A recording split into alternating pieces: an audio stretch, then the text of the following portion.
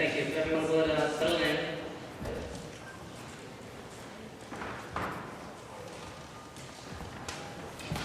Okay, how is the camera? Ready? All right.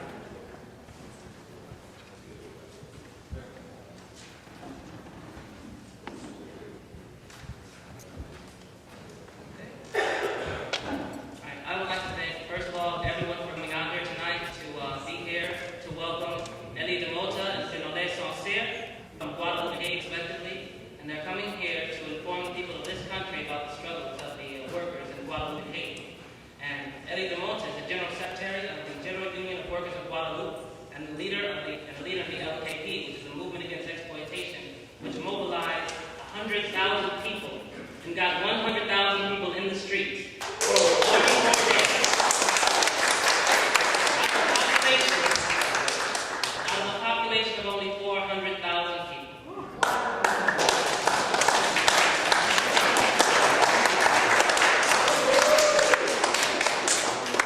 So I believe we have a lot to learn from the struggle of the people of Guadeloupe.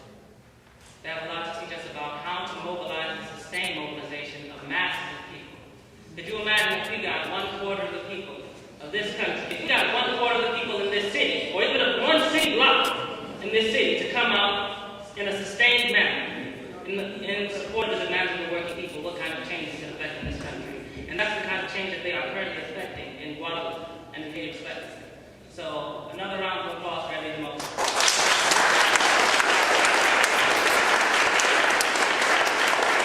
And not just Demota, because he represents the people of Guadeloupe and the workers' movements that support the LKP. And we have to remember that it's not just leaders. Leaders speak on behalf, sometimes, of the masses, but it's the masses of the people of Guadeloupe that are making this revolutionary change in Guadeloupe. And this is something that we must all be aware of and we must all support. Also, Finole Sancir is coming here from Haiti.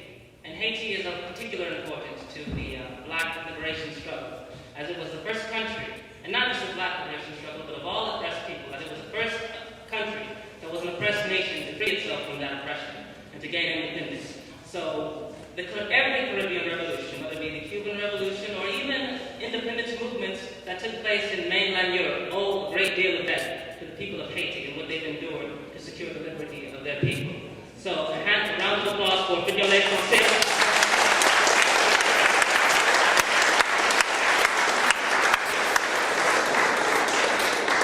And another round of applause for the Haitian masses who have heroically struggled against one occupation after another for over 200 years now. For about 200 years, the Haitian people have been waging their war for national liberation, and that war continues. And right now, one of the main struggles in Haiti is for the removal of the United Nations forces. And it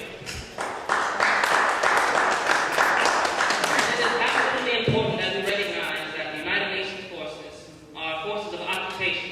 That's right. Yes. And as forces of occupation ought to be resisted. And that the people of this country have an obligation not just to oppose occupation and war, but to support the resistance against occupation and war wherever that occurs.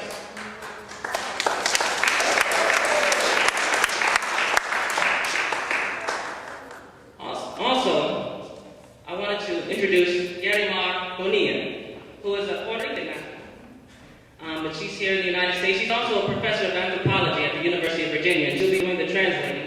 And also, she'll introduce this video and speak about the struggle of the people of Guadeloupe. Because this struggle gives lessons, teaches lessons to people in this country, all over the world, about mass mobilization, how to sustain it, and what can be accomplished through mass mobilization.